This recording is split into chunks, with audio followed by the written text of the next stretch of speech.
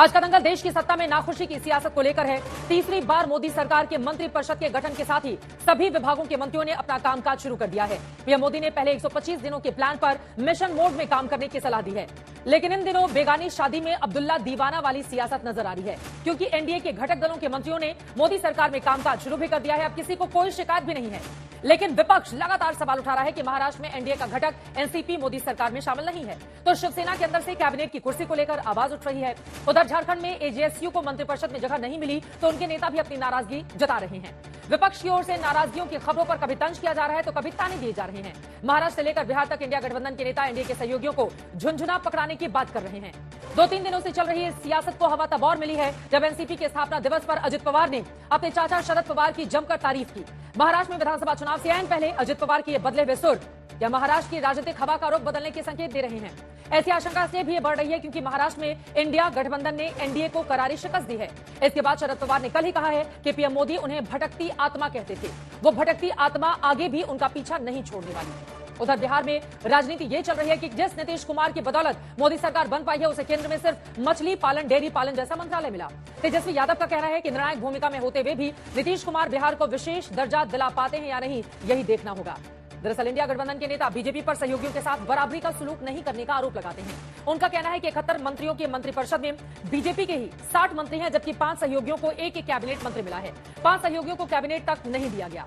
तो बड़ा सवाल यही है, क्या एनडीए सरकार में बीजेपी ने सहयोगी दलों के साथ बराबरी का सलूक नहीं किया है? क्या इंडिया गठबंधन को अभी महाराष्ट्र और बिहार के अंदर एनडीए में टूट की उम्मीद बनी हुई है? और क्या इसी साल होने वाले 3-4 राज्यों के विधानसभा चुनाव मोदी सरकार के लिए बड़ी चुनौती साबित होने वाले हैं? ऐसे तमाम मुद्दों पर आज के दंगल में होगी बड़ी चर्चा, लेकिन पहले ये रिपोर्ट देखिए।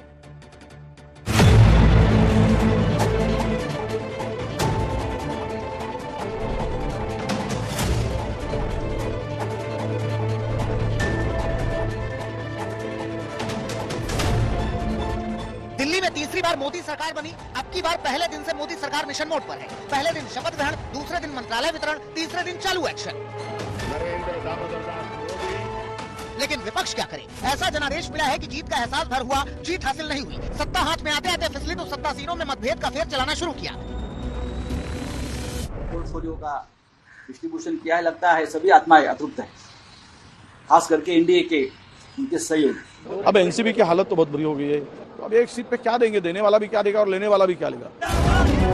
मतभेद वाली सियासत की शुरुआत का बहाना महाराष्ट्र से मिला जब अजित पवार की पार्टी ने कैबिनेट मंत्री की शर्त रखी। शर्त तो क्या ही पूरी होनी थी, शपथ जरूर पूरी हो गई, सरकार भी बन गई, गिले शिकवे के 2-1 बयान भी हो गए, लेकिन मंत्रालय बढ़ गया तो नाखुशी की सियासत एक बार फिर सर उठाती नजर आने लगी। यूं तो एनडीए के कुनबे में पूरब, पश्चिम, उत्तर, दक्षिण चारों दिशाओं से साथी जुड़े हैं, लेकिन 2 छोरों पर ज्यादा शोर था। इनमें एक था महाराष्ट्र, दूसरा बिहार। महाराष्ट्र में शिकायत है कि जिसकी जितनी संख्या भारी उतनी नहीं मिली हिस्सेदारी। बिहार में शिकायत है कि दोस्ती दोस्ती का नाम जपना, हाथ में थमाया झुंझुना। पहले महाराष्ट्र वालों की शिकायत समझिए। महाराष्ट्र में भी 2 साथी नाखुश हैं। उनमें एक है एकनाथ शिंदे की शिवसेना। बीजेपी के साथ फेविकॉल के जोड़ से भी मजबूत दोस्ती का दावा करने वाले शिंदे के नेताओं का यही कहना है कि जब एक सीट जीतकर जीतन राम मांझी कैबिनेट की कुर्सी पा सकते हैं, 2 सीट जीतकर कुमारस्वामी कैबिनेट मंत्री बन सकते हैं, 5 सीट वाले चिराग पासवान कैबिनेट में मंत्री बन सकते हैं, तो 7 सीटों वाली शिंदे की शिवसेना क्यों नहीं? सेनेने 15 जागा लढवल्या। 28 जागेमध्ये भारतीय जनता पक्षाचे 9 खासदार निवडून आले आणि शिवसेनेचे 7 खासदार निवडून आले। आमची अपेक्षा होती की शिवसेना पक्षाला एक कॅबिनेट मंत्री आणि एक राज्यमंत्री पद मिळेल अशी अपेक्षा होती। और शिवसेना के स्ट्राइक रेट की बात है तो महाराष्ट्र में बीजेपी 48 में से 31 सीटों पर चुनाव लड़ी और 9 जीती, यानी 29%। उसके मंत्री बन गए 4। अजित पवार की एनसीपी 4 सीटों पर चुनाव लड़ी और 1 जीती, यानी 25%। उसका कोई मंत्री ही नहीं बना। जबकि एकनाथ शिंदे की शिवसेना 13 सीटों पर लड़कर 7 सीटें जीती, यानी करीब 54% कामयाबी हासिल की, और मंत्री बना 1, वो भी राज्य मंत्री स्वतंत्र प्रभार। हालांकि जिसे सरकार में कुर्सी मिल गई है, भले ही राज्य मंत्री स्वतंत्र प्रभार की ही हो, वो खुश है, उसे कोई गिला शिकवा नहीं। और बार बार ऐसे ही करते हैं कि इनके अलायंस वाले नाराज है, ये सरकार ज्यादा दिन नहीं चलेंगी, मिड पोल हो जाएंगे, उसमें मध्यावधि चुनाव हो जाएंगे, ये सभी बातें अफवाहें थे वो फैला रहे हैं। महाराष्ट्र में एनडीए की एक और साथी है, अजित पवार की एनसीपी। पहले तो इनकी पार्टी ने कैबिनेट की कुर्सी नहीं मिलने पर सरकार में शामिल होने से ही मना कर दिया। अब एनसीपी का स्थापना दिवस आया तो अजित पवार ने जून 2023 के बाद पहली बार अपने चाचा की इतनी तारीफ कर दी कि महाराष्ट्र की सियासत में कयासों के बादल उमड़ पड़े। आम्ही त्यांना स्पष्ट सांगितलं की बाबा जर तुम्हाला करता येत नसेल तर आम्ही एनडीएच्या बाहेर नाहीये, आम्ही एनडीएच्या बरोबरच आहे, पण आम्ही काय कुठलं पद स्वीकारणार नाही। उधर शरद पवार और हैं। लोकसभा में तो एनडीए खेमे को धूल चटा ही दी। अब कह रहे हैं कि आगे भी ये भटकती आत्मा मोदी का पीछा नहीं छोड़ेगी। माझा त्यांनी उल्लेख केला, हा विचक्षण आत्मा आहे। एका दृष्टीने त्यांच्या म्हणण्याप्रमाणे आत्मा हा कायम राहतो। हा कायम राहणारा आत्मा तुम्हाला सोडणार नाही, तर तो कायम त्या ठिकाणी राहणार आहे। दरअसल इस बार के चुनाव में इंडिया गठबंधन ने महाराष्ट्र में एनडीए को धोबी पछाड़ दी है। कांग्रेस पार्टी उद्धव ठाकरे और शरद पवार ने मिलकर 48 में से 30 सीटें झटक ली हैं। दूसरी ओर एनडीए में बीजेपी, शिंदे और अजित पवार मिलकर भी 17 सीट ही पा सके हैं। अब सिर पर विधानसभा चुनाव है, मुश्किल से 2-3 महीने बचे हैं। ऐसे में ना तो शिंदे कोई रिस्क ले सकते हैं और न ही अजित पवार, लिहाजा दोनों मोदी सरकार के साथ खामोशी से खेल रहे हैं। लेकिन सियासी खेल का एक और झुनझुना बिहार में भी बज रहा है। बिहार की वजह से आप प्रधानमंत्री बने और मंत्रालय जब बिहार के लोगों को दिया गया तो कहीं ना कहीं से झुनझुना जो है थमाया गया। ऐसे में मैं नहीं मानता कि कोई भी झुनझुने वाला मंत्रालय है। हर मंत्रालय की अपनी काबिलियत और अपनी क्षमता है। दरअसल बिहार में तेजस्वी यादव बार बार कह रहे हैं कि नीतीश कुमार अभी निर्णायक भूमिका में हैं, फिर भी ऐसे मंत्रालय से संतुष्ट क्यों हैं? तेजस्वी बिहार को स्पेशल स्टेटस की मांग पूरी कराने की बात भी कर रहे हैं। और इस बार बिहार जो है निर्णायक भूमिका में, मतलब अगर नीतीश जी सब लोग अगर मांग करें बिहार को विशेष राज्य के दर्जे को दिलाने के लिए, तो ये मांग करनी चाहिए। हालांकि नीतीश कुमार ने अपने ख्वाहिश और खेल की शर्तों की एक झलक सेंट्रल हॉल में ही दिखा दी थी, जब पीएम के नाम वाले प्रस्ताव का अनुमोदन करते हुए बिहार का बचा हुआ काम पूरा होने की उम्मीद जता दी थी। अब देखना होगा नीतीश का वो बचा हुआ काम पहले पूरा होता है या सरकार का कार्यकाल। आज तक ब्यूरो। तो क्या एनडीए में झगड़ा बढ़ने पर यह झुंझुने वाला तंज कसा जा रहा है या फिर वास्तव में बेगानी शादी में अब्दुल्ला दीवाना विपक्ष दीवाना हुए जा रहा है? कई ऐसे सवाल हैं जिसको लेकर दंगल में बड़ी चर्चा होगी। खास मेहमानों की मौजूदगी है, उनका परिचय आपसे करवा देती हूं। प्रेम शुक्ला जी, राष्ट्रीय प्रवक्ता भारतीय जनता पार्टी के हमारे साथ जुड़े हुए हैं। महेश चम्हार जी, spokes person NCP Sharad Pawar गुट के हमारे साथ जुड़े हुए हैं। एडवोकेट सुशीबेन शाह, शिवसेना शिंदे गुट के हमारे साथ होंगी। प्रोफेसर संगीत रागी जी, पॉलिटिकल एनालिस्ट हमारे साथ जुड़ चुके हैं। और स्टूडियो में अनुराग भदौरिया जी, प्रवक्ता समाजवादी पार्टी के आ चुके हैं। मुझे लगता है अनुराग जी आज आप ही से शुरुआत करते हुए, क्योंकि स्टूडियो में आप आ चुके हैं, आप जरा बताइए, मतलब उनके वहां सब खुश हैं, मंत्रालयों का बंटवारा हो चुका है, सरकार ने कामकाज शुरू कर दिया है, लेकिन उसमें कुछ ना कुछ 3-5 करते रहना है। देखिए, बीजेपी कह रही है अब्दुल्ला शादी में, बेगानी शादी में अब्दुल्ला दीवाना हुए जा रहा है। बीजेपी तो क्या कह रही, तो जो मैं कह रहा हूं वो बीजेपी अपने ऊपर ले ले। मत पूछ कि क्या हाल था मेरा तेरे पीछे, तू देख कि क्या रंग है तेरा मेरे आगे।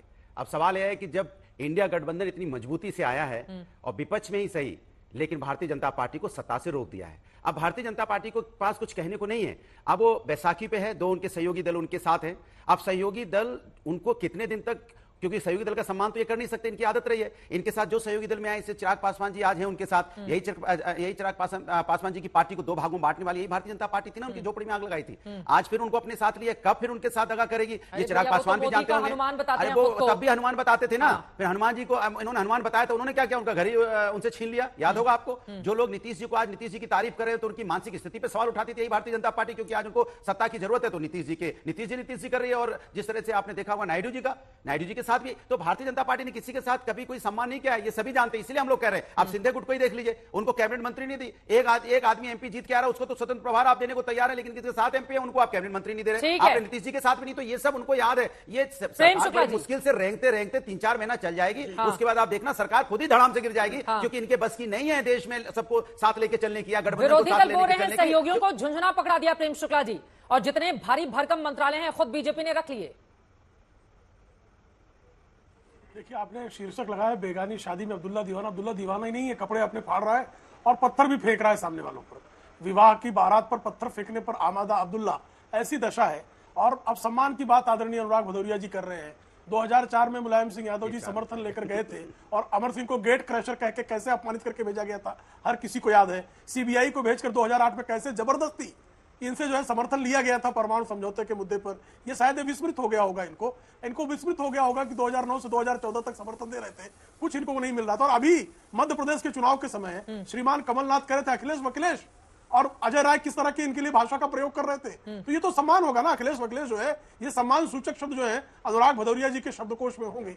तो ये इनको इस तरह से जो है सम्मान दिया जाता रहा है। कैसे 1999 से लेकर 2009 के तक इनके रिश्ते तल्ख थे, किस तरह से सोनिया गांधी को त्याग पत्र देकर जाना पड़ा था, बहुत सारी घटनाएं हैं, उस पर बोलने बैठेंगे तो 40-45 मिनट उसी पे चला जाएगा। श्रीमान लालू प्रसाद यादव के सुपुत्र श्रीमान तेजस्वी यादव जिस तरह से कह रहे हैं कि झुंझुनू पकड़ा दिया, 2009 में 4 सीटें हो गई, तो लालू प्रसाद यादव को मंत्रिमंडल में हिस्सा लेने के लिए निमंत्रण तक नहीं गया। और जब तो उस तलखी के आगे बढ़कर श्रीमान राहुल गांधी ने जब उनके बारे में एक विधेयक पेश किया डॉक्टर मनमोहन सिंह ने कि सजा याफ्ताओं का भी जब तक सुप्रीम कोर्ट का फैसला ना हो जाए तब तक वो किसी न किसी सदन के सदस्य रह सकते हैं, उस बिल को फाड़कर फेंक दिया था। वो बेचारे सदन वापस नहीं लौट पाए। जो सदन वापसी का रास्ता बंद कर दे वो जो है दूसरों को लेकर इतने परेशान है। तो बेगाने की शादी में अब्दुल्ला दीवाना ही नहीं चित्रा जी, वो बेचारा इतना दीवाना हो गया है कि पथराव कर रहा है। वो कह रहे हैं सहयोगी चिल्ला रहे हैं कुर्ता फाड़ के। हाँ, तो उनसे पूछ रहा हूँ कि आरएसएस चीफ मोहन भागवत जी ने जो अभी बोला है कि आप मणिपुर में युवाओं का और इनका सम्मान नहीं कर पाए, उनके सम्मान बचा नहीं पाए, तो उनको किसमें वो कौन सा कुर्ता फाड़ रहे हैं, जरा उनके बारे में बता दीजिए 2 शब्द। वो क्यों सरकार पे उंगली उठा रहे हैं, उनके बारे में क्या कहेंगे, उनकी दीवानगी के बारे में क्या कहेंगे, जरा बता दीजिए। हमारा तो कुर्ता फाड़ बता रहे हैं, उन्होंने आप पे सवाल उठाया है, लेकिन आपके साथ दिक्कत है ना, पता है क्या, क्योंकि आप सवाल का जवाब नहीं देते हैं। बात 2024 की होती है, आप 2004 में जाते, इसलिए जनता आपको सत्ता से हटा दिया। जनता ने ठीक है, आप गठबंधन बना के सत्ता किसी तरह से चला रहे हैं, लेकिन मोहन भागवत जी पे क्या कहेंगे, जरा बता दीजिए। उनको सत्ता से हटा दिया, प्रधानमंत्री कौन बना फिर? अरे जब 240 आए हैं, जोड़ तोड़ करके कितने दिन तक चलाएंगे? 240 दूसरे किस पार्टी को? आपकी बार भाजपा सरकार, अब हमने बोलने पे मजबूर कर दिया, आपकी बार एनडीए सरकार। ये हमने जो आपको साथ लेके चलने का जो आपको सुशील शाह जी के पास मुझे जाना है, लेकिन प्रेम शुक्ला जी जल्दी से 2 लाइन में इनकी बातों पर जवाब दीजिए। अब ये स्टूडियो में बैठने का दुरुपयोग कर रहे हैं। नहीं करेंगे दुरुपयोग, मैं नहीं करने दूंगी, जवाब दीजिए आप।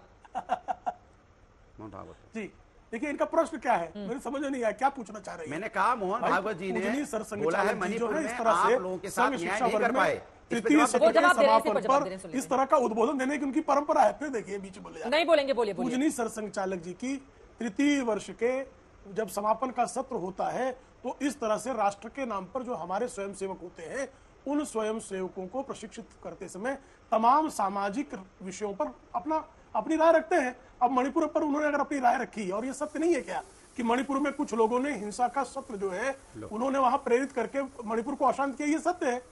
तो उस सत्य को उन्होंने बोला, तो राष्ट्रीय स्वयंसेवक संघ के पूजनीय सरसंघचालक आपको प्रिय लगने लगे, तो अब आज से उनको पूजनीय का ही अच्छा लग रहा हो, तो आप तो रोज राष्ट्रीय स्वयंसेवक संघ के पूजनीय सरसंघचालक और तमाम स्वयंसेवकों को लगातार बदनाम करने का दुष्कर्म रचते हैं, दुष्कांड रचते हैं, तो आज से बचेंगे, ऐसी मेरी अपेक्षा है आपसे। देखिए, इस राष्ट्र की बात जो भी करेगा समाजवादी पार्टी उसका समर्थन करती है, कोई भी राष्ट्र के साथ खड़ा होगा। आप राष्ट्र की बात तो करते नहीं हो, आप सत्ता की बात करते हो, आप किसान की बात करो, हम कहेंगे किसान की इनकम दुगनी कर देते हैं, किसान के एमएसपी गारंटी दे देते हैं, हम कहते हैं आपने अच्छा काम किया। आप हाथरस की बेटी के साथ न्याय करते हैं, आपने पहलवान महिलाओं के साथ न्याय करते हैं, हम कहते हैं अच्छा किया। की बेटी के साथ न्याय हुआ, आपने आपको बचाने की कोशिश की। आप किसी के साथ न्याय, महंगाई, बेरोजगारी सब कुछ बढ़ाएंगे। चलिए बाकी लोगों को लेकर आते हैं थोड़ा सा। महाराष्ट्र में चूंकि इसी साल विधानसभा के चुनाव होने हैं तो वहां के लोगों को तवज्जो देते हुए सुशील शाह जी सीधे आपके पास आते हुए, शिंदे गुट को इस बात का मलाल है क्या कि उनके ज्यादा सांसद होने के बावजूद एनडीए में उनका स्ट्राइक रेट बेहतर होने के बावजूद कैबिनेट का दर्जा नहीं मिला है? अब आपके चीफ व्हिप ही पहले सवाल उठा रहे हैं, बाद में फिर डैमेज कंट्रोल शुरू हो गया। मलाल है इस बात का?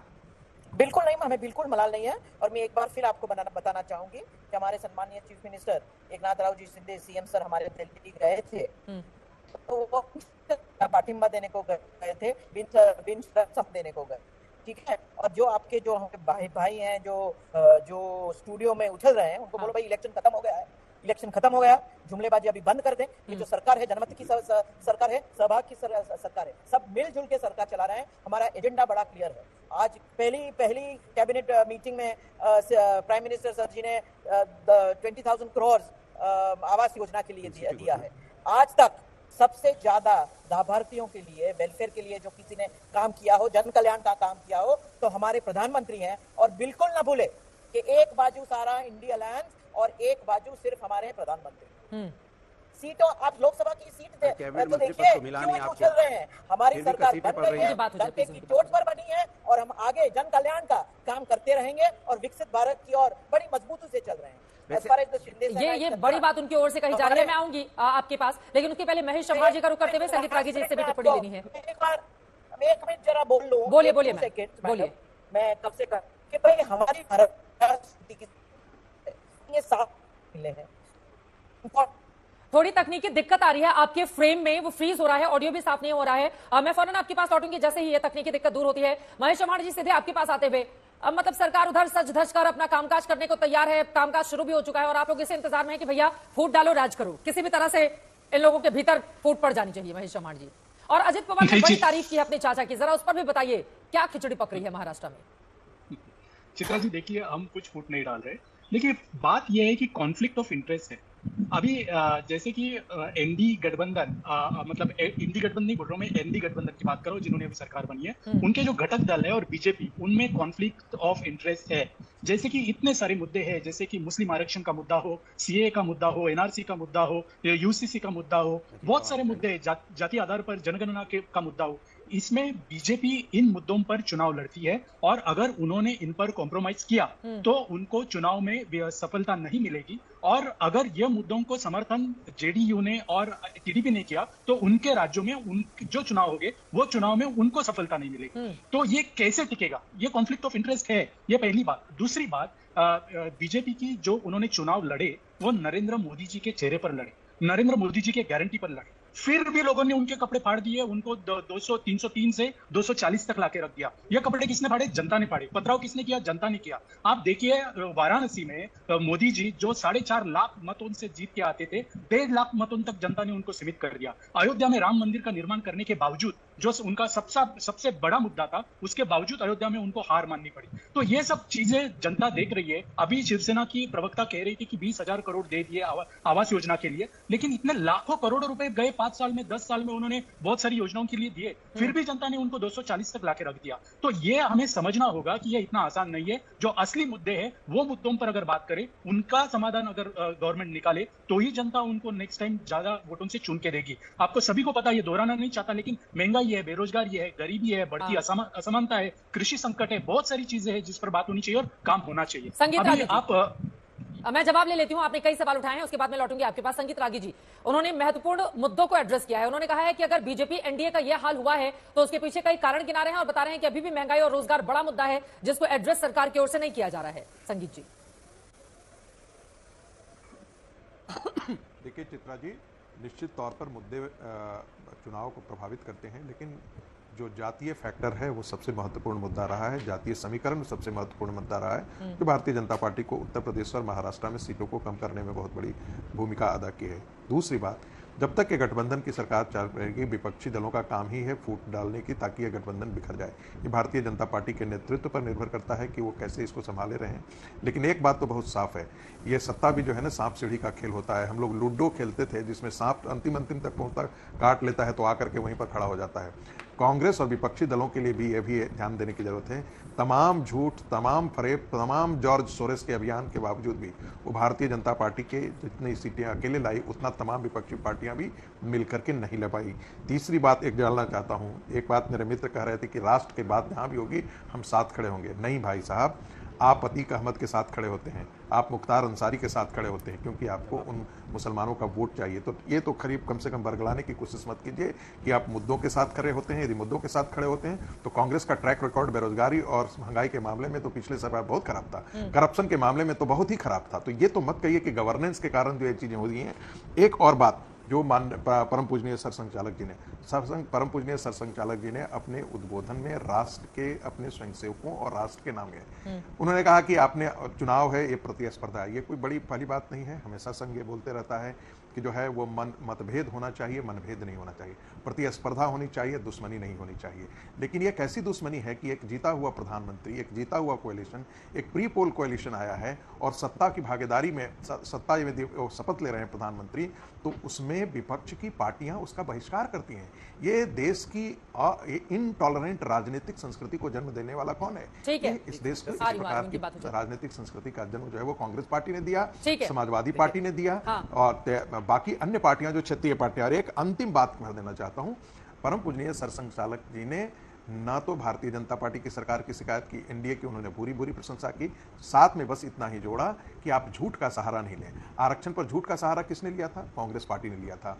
आरएसएस को ड्रैग करने का किसने सहारा लिया? विपक्षी पार्टियों ने किया। संघ जो है वो राजनीति में नहीं होता है, लेकिन स्वयंसेवक राजनीति में होता है। ठीक है। संघ जाकर के संघ का कोई अधिकारी जो है वो किसी मंच से आकर के ये नहीं कहता कि आप इन पार्टी को वोट दीजिए, आप उस पार्टी को वोट दीजिए, लेकिन स्वयंसेवक स्वतंत्र होता है और स्वयंसेवक जो है वो जितना पहले काम किया था इस बार भी काम किया है। ये ठीक है। आपको जो करना, आपको जो उन्होंने बताया है कि विपक्ष ने भ्रम फैलाने का काम किया है, ये बात भी वो बोल रहे हैं, तो इससे कन्नी काट जाते हैं।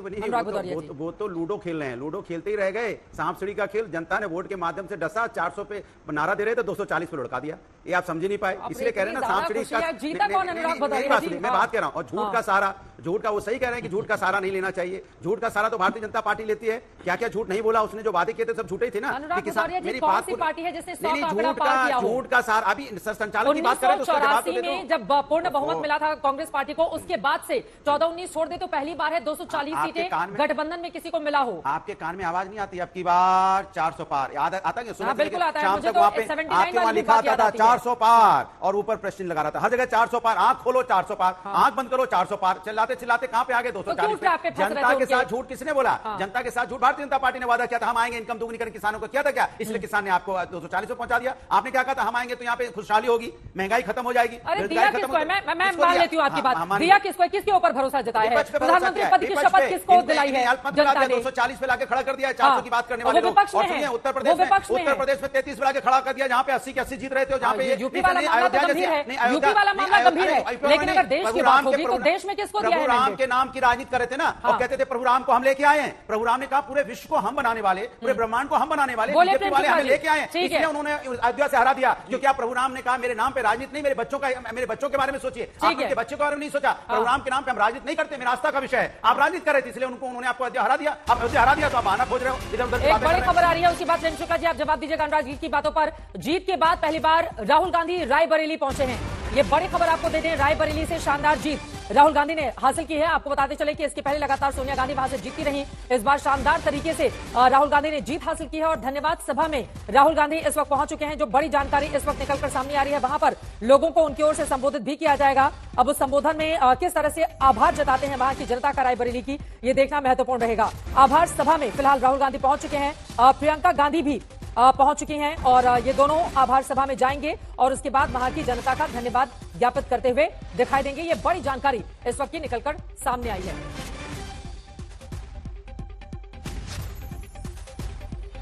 बहुत बड़ी जीत राहुल गांधी की, और इसी वजह से धन्यवाद ज्ञापित करने के लिए वहां पर पहुंचे हुए हैं। ये तस्वीरें आपको दिखा रहे हैं। आपको बताते चले कि पिछली बार कांग्रेस को उत्तर प्रदेश में सिर्फ एक सीट पर जीत मिली थी, लेकिन इस बार समाजवादी पार्टी के साथ मिलकर शानदार प्रदर्शन किया है, इसीलिए राहुल गांधी उत्साहित हैं। राहुल गांधी, प्रियंका गांधी दोनों पहुंच चुके हैं धन्यवाद सभा में। जैसे उनका संबोधन शुरू होगा आपको लेकर चलेंगे रायबरेली, लेकिन उसके पहले प्रेम शुक्ला जी जवाब दीजिए। जो मुद्दे उठा रहे थे अनुराग भदौरिया जी, वो बार बार आपको यूपी लेकर जा रहे हैं कि देखिए वहां पर क्या हाल हो गया इनका। देखिए चित्रा जी, आज श्रीमान अनुराग भदौरिया जिस मूड में है उससे लग रहा है कि समाजवादी पार्टी और अनुराग जी ने बाबर को तिलांजलि दे दी है। अब बलात्कारी बाबर के साथ उन्हें प्रभु श्रीराम के साथ उन्होंने जो है स्वयं को जोड़ने का शपथ ले लिया, इतना मुझे विश्वास हो रहा है। अब मुख्तार के साथ नहीं है, ये अतीक के साथ नहीं है, बकरी चोर आजम खां के साथ भी नहीं है। अब ये निश्चित तौर पर जो है परम पूजनीय संचालक मोहन राव भागवत जी से प्रभावित हो गए हैं, और ये जय श्री राम का नारा भी लगाएंगे, और अखिलेश यादव को लेकर ले जाकर अवधेश प्रसाद के साथ ये श्री राम मंदिर में श्री राम लला के दर्शन भी करेंगे। मैं एकदम आपसे विश्वास है मुझे, जिस तरह से अनुराग जी और हरा कुर्ता छोड़ के ये भगवा वस्त्र धारण भी कर लेंगे अगर इनकी यही दशा रही। मैं स्वागत करता हूँ भाई साहब आपके अखिलेश यादव जो कहते थे 400 हार, भारतीय जनता पार्टी 400 सीटें हार जाएगी, लेकिन अब बीच फिर बोलने लगे पेड़ पौधे लगाओ, त्यागी होता है और उसका धैर्य भी बढ़ जाता है। ये जो है जरा आप जो एक वस्त्रधारी, जो एक रंगधारी जो श्रीमान अनुराग भदौरिया, आपसे अपेक्षा है कि आप धैर्य धारण भी करें। पेड़ का रंग बदल दोगे क्या? मुझे बताइए, आपके श्रीमान अखिलेश यादव वो कहते थे कि 400 हार होगी भारतीय जनता पार्टी की, तो बहुत बड़े झूठे थे अखिलेश यादव। वो तो कहते थे 79 सीटें जीत जाएंगे। बनारस में लड़ाई है तो उसमें से जो है 37 ही जीते, तो ये भी एक सिद्ध हो गया कि श्रीमान अखिलेश यादव जो है, जिनको अखिलेश की खुशी आपसे देखी नहीं जा रही क्या? बिल्कुल नहीं, उनकी खुशी आपसे देखी नहीं जा रही। 33 पे रह गए बेचारे, क्या करें, अंदर से खाली कलर की बात करने लगे। मैं तो कह रहा हूँ कि भगवा वस्त्र धारण कर लेंगे, श्री राम मंदिर दर्शन करेंगे। अब ये जो है बकरी चोर आजम खान की आराधना बंद कर देंगे, बाबर की कब्र पर नहीं जाएंगे, ये अफजल और मुख्तार की आराधना बंद कर देंगे। ये तो खुशी की बात है ना। चलिए ठीक है, 2 लाइन में आप जवाब दीजिए, उसके बाद मैं तो भारतीय जनता पार्टी से सवाल कुछ किया, प्रभु राम ने तो इनको नकार दिया, प्रभु राम ने तो अयोध्या हरा दिया, फिर भी मानने को तैयार नहीं। हमसे कह रहे हैं अरे प्रभु राम ने तो आपको बुरी तरह हराया है, उन्होंने संदेश दिया है, उन्होंने संदेश दिया है। अरे प्रभु राम मेरे हैं, प्रभु राम ने हमें आशीर्वाद दिया, इन्हें तो दिया ही नहीं है, ये किस मुंह से जाएंगे? तो उनके नाम पे राजनीति कर रहे थे, हम तो जाएंगे, हम तो लोग तो जाते रहे हैं। इनको बताया कि तुम रंगों की राजनीति बंद करो, लोगों के दिलों में रंग जगाओ, लोगों के दिलों में मोहब्बत जगाओ। प्रभु राम का कुर्ता रोज पहन के चले आते हैं, हरियाली है। अच्छा बताइए, हमने तो कभी नहीं देखा कि आपके घर में अगर पेड़ लगाया तो रंग बदल दिया क्या आपने? अरे भाई हरा भरा रहिए, इन्वायरमेंट के बारे में सोचिए, इन्वायरमेंट के बारे में सोचिए कितने सालों से टेम्परेचर दर्शक 50 देख डिग्री रहे पार हैं। कर रहा है। मैं शुक्ला जी से कहूंगा, चित्रा जी आपसे भी कहूंगा, 2-4 पेड़ घर में लगाइए, अगल बगल में हरियाली बढ़ाइए, तभी आदमी जी पाएंगे। टेम्परेचर इतना बढ़ रहा है, हम ही आप नहीं होंगे इस हरे आप उससे कह रहे हैं कि हर रंग से प्यार कीजिए, आप कहीं एक ही रंग में आ जाते हैं। हमारे प्रवक्ता जो कलर पहने हैं तो मैं तो उनका सम्मान कर रहा हूं ना, उनका सम्मान कर रहा हूं तो कलर का भी कर रहा हूं, आपके कलर का भी चित्रा जी सम्मान कर रहा हूं। लेकिन हम ये कह रहे हैं पेड़ पौधे लगाइए, हरियाली बढ़ाइए तो आप जिंदा रहेंगे, वरना 60-65 डिग्री टेम्परेचर हो जाएगा, हम आप रहेंगे नहीं तो डिबेट में कौन करने आएगा। इसलिए हरे भरे को आप कम से कम मन को हरा भरा कीजिए, आप अपनी सोच को। सोशल मीडिया पर दर्शक पूछ रहे हैं ये क्यों हमेशा एक ही रंग के उनको बता रहे हैं ना, हमें देख के, मैं दर्शकों को कहूंगा मुझे देख के घर में आज जरूर 2 पेड़ लगाइए। आप जैसे 2 पेड़ हरे लगाएंगे, आप देखेंगे टेम्परेचर अगली बार 30-35 डिग्री पे रह जाएगा। ये टेम्परेचर मेंटेन करने के लिए एनवायरमेंट आपको हरा भरा रहना है। ठीक है, ओके। इस पर नहीं फंसे हुए, फिर से आ जाते हैं उस मुद्दे को लेकर जिस पर हम लगातार डिबेट कर रहे थे। ठीक है सुसीबेन जी, आपका फ्रेम ठीक हो गया है, बीच में आपको रोकना पड़ा था। सुसीबेन जी यहाँ पर तमाम मुद्दे हैं, लेकिन बार बार ये सवाल पूछा जा रहा है, क्योंकि आप देखिए मेरे पास जो आंकड़ा है, 1 सीट जीतने वाले जीतनराम मांझी कैबिनेट, 2 सीट जीतने वाले कुमार स्वामी कैबिनेट, 5 सीट जीतने वाले चिराग पासवान कैबिनेट, तो 7 सीट जीतने वाली शिंदे की शिवसेना इतनी संतुष्ट कैसे दिखाई दे रही है? ये सवाल तो है ना सुसीबेन शाह जी? नहीं, बराबर है, लेकिन हम महायुति हैं, महायुति की सरकार है, और इस महायुति की सरकार को 7 मंत्री पद मिले हैं, बहुत बढ़िया खाते मिले हैं। इसमें सहकार का खाता है, फिर उसमें स्पोर्ट्स एंड यूथ अफेयर्स हैं जो आम आदमी से निगड़ित हैं, सिविल एविएशन मिला है, ट्रांसपोर्ट मिला है, कॉमर्स मिला है, तो हम महायुति बनके हम आगे जा रहे हैं as far as Shiv Sena is concern. और आप सारे जानते हैं कि महायुति हताश नक्की हुई है बीजेपी को, और हमें कम सीटें मिली हैं, लेकिन हम हताश हुए हैं, लेकिन हम निराश नहीं हुए। आप देखेंगे चित्रा जी कि हमारा फर्क और महाअघाड़ी का फर्क वोट शेयर में सिर्फ 2 लाख का है, और 3 महीनों में लगातार मेहनत के बाद हमारे पास कौन है? हमारे पास एक कर्तव्य दक्ष जैसे सीएम एकनाथ राव जी शिंदे जी, एक एबल एडमिनिस्ट्रेटर जैसे हमारे अजीत पवार जी हैं, और हमारे देवेंद्र फडणवीस जी हैं, जिसको एक बड़ा एक ऊंची बहुत कद्दावर नेता है। ये तीनों मिलके आप देखिएगा अक्टूबर में हमारी सरकार बनेगी। ठीक है, आप ही कह रही हैं कि केवल 2 लाख ही वोट कम मिले हैं और उसकी भरपाई अक्टूबर में हो जाएगी। अनुराग जी भाई कूद रहे हैं वहां, अच्छे प्रचार प्रसार करते हैं, लेकिन ये बता दूं कि ये 400 पार का नारा जो दिया था मोदी जी ने, वो हम जैसे कार्यकर्ताओं को दिया था कि आगे बढ़िए, हमें जीतना है। और उनका क्या था, जिसके मार्क 45% आते हैं उसको 60% आ जाए तो पेंडे बांधते हैं। हमारे 90% मार्क नहीं आए, ठीक है, लेकिन आज भी हमारी जनमत की सरकार है, ये ना भूला जाए। ये हर बार यही बोलना कि नहीं चलेगी, मोदी जी नहीं चलेंगे, एनडीए नहीं चलेगी, ऐसे देश बढ़ता नहीं है। अभी आप सबको मिलके देश हित में आगे बढ़ना चाहिए।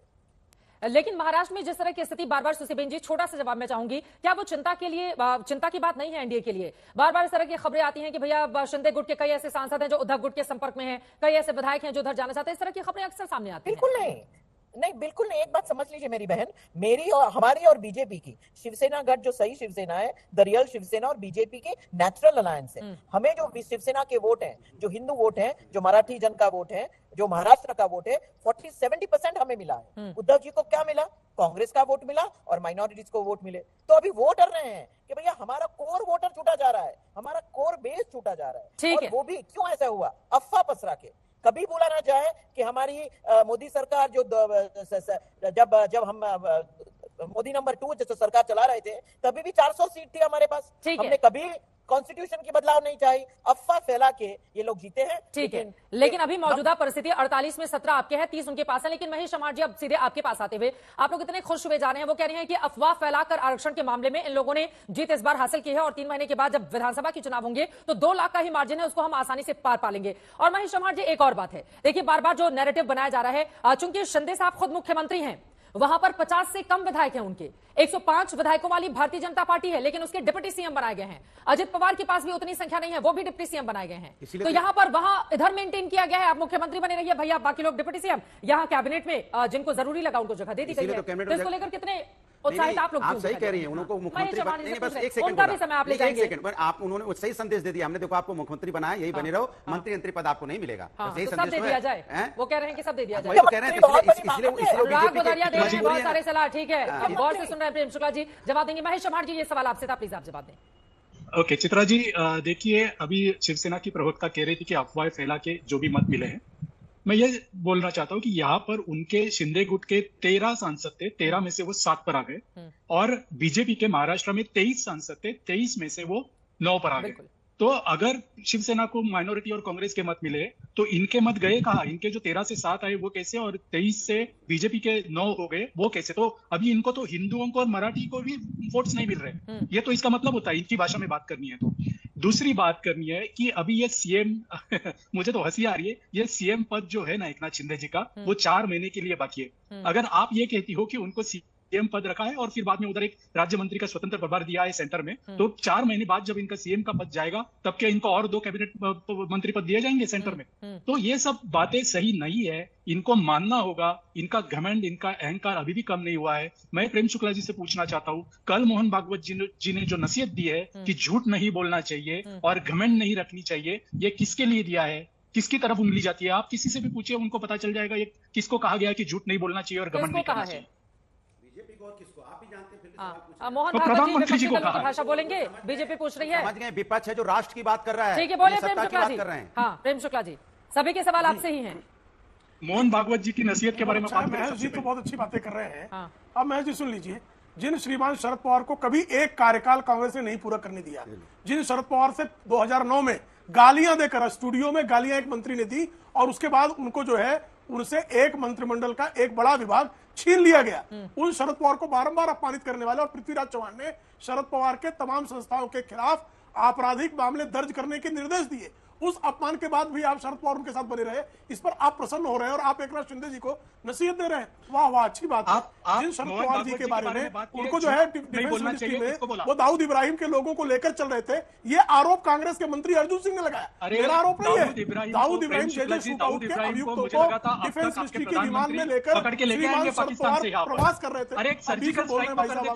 आपको सुन रहा था ना धैर्य से, धैर्य से सुन लीजिए। बोलिए प्रेम शुक्ला जी, इतना धैर्य क्यों खो रहे हैं? तो अर्जुन सिंह जी का यह आरोप था और आप शरद पवार के अपमान के बाद भी, और भाई विदेशी मूल्य के मुद्दे पर श्रीमान शरद पवार ने ही कांग्रेस तोड़ा था ना, और बाद में कुछ माह के बाद ही उन्हीं श्रीमती सोनिया गांधी के शरणागत हो गए थे। तो ये शरद पवार जी की राजनीति रही है। और आदरणीय पूजनीय परम पूजनीय सरसंघचालक जी ने झूठ के, भाई आरक्षण वापस ले लिया जाएगा ये झूठ था कि नहीं था? संविधान बदल दिया जाएगा ये आपका झूठ था कि नहीं था? संविधान संशोधन तो 80 बार कांग्रेस ने किया है, भारतीय जनता पार्टी ने कितनी बार संशोधन किया है? तो ये झूठ कौन बोल रहा था? शरद पवार बोल रहे थे, अखिलेश यादव बोल रहे थे, राहुल गांधी बोल रहे थे। बारंबार झूठ का आपने जो कारोबार किया, और शपथ ग्रहण समारोह में कौन नहीं आया? आप जो है अपने विरोधी को विरोधी समझ रहे हैं। एक छोटा सा जवाब मैं संगीत रागी जी से ले लेती हूँ। संगीत रागी जी, लेकिन मोहन भागवत जी ने जो बयान दिया है, देखिए विपक्षी दल उसको अपने हिसाब से ले रहे हैं, उधर बीजेपी उसको अपने हिसाब से ले रही है।